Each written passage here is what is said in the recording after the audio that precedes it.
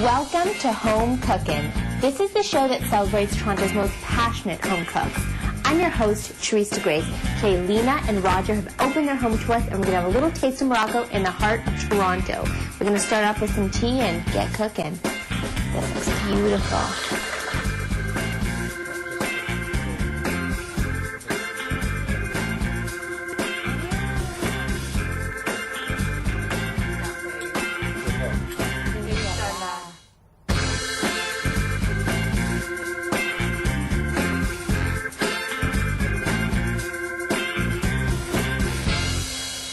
My first food memory was in India with my mother and my auntie. Every Sunday afternoon, they would prepare chana bhatura. And chana is chickpeas, like masala chickpeas, and bhatura is deep-fried puris. They would prepare the puris outside, and the entire neighborhood and the community would join in, and we'd all eat together. So it was friends and family gathering together. And the best was the smell. Like as soon as the dough would hit the grease, and the smell from the puri being prepared.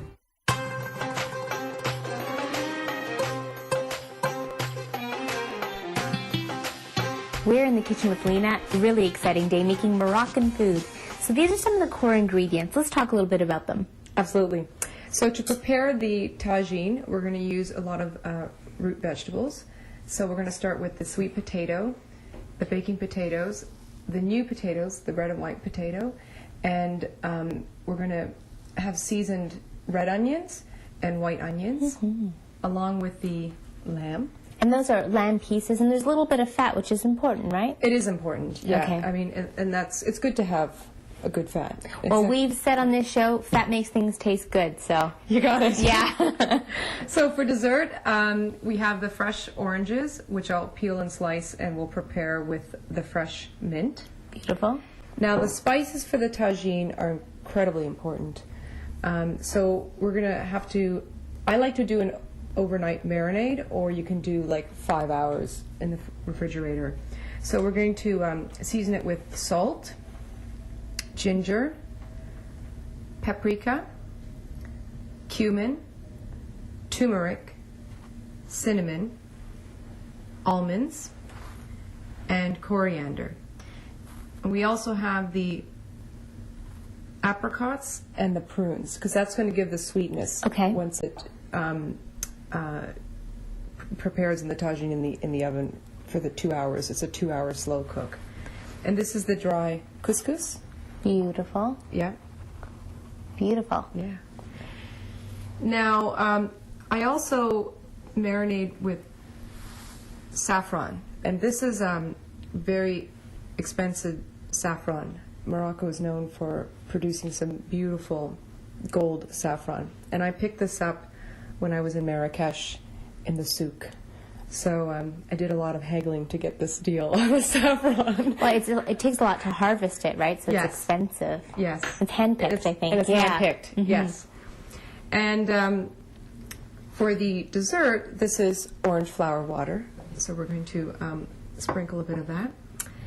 And when I marinate the lamb with the vegetables, this is argan oil. And this is only available in Morocco, just outside of Essaouira. You can purchase the argan oil. I've only seen it once in St. Lawrence Market downstairs.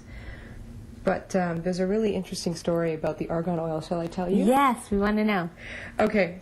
So along my journey, because I was learning about the argan nut, because that's where the oil comes from, I noticed there were goats climbing the argan tree, and I was like, are these goats climbing trees? And I've never seen that before. So they were climbing trees, and little did I know they were, ingesting the nut. And when it goes through the digestive system, because it's a hard nut initially, it breaks down into a kernel, and then they would excrete to the kernel. So it would go in and come out the other end. And so what people would do, the farmers or the ladies from the co-op who prepare the actual oil, they would grab the kernels and then crack the kernel, and that's where the nut resides. Well, it's a different way to harvest for sure. Yes. But it works, and it's one of these things that you absolutely don't see every day. True. And it tastes good. Well, we're going to see later, right? We're going to see for sure when we taste later. And on that note, we're going to take a quick break, and when we come back, Moroccan food. We'll see you in a minute.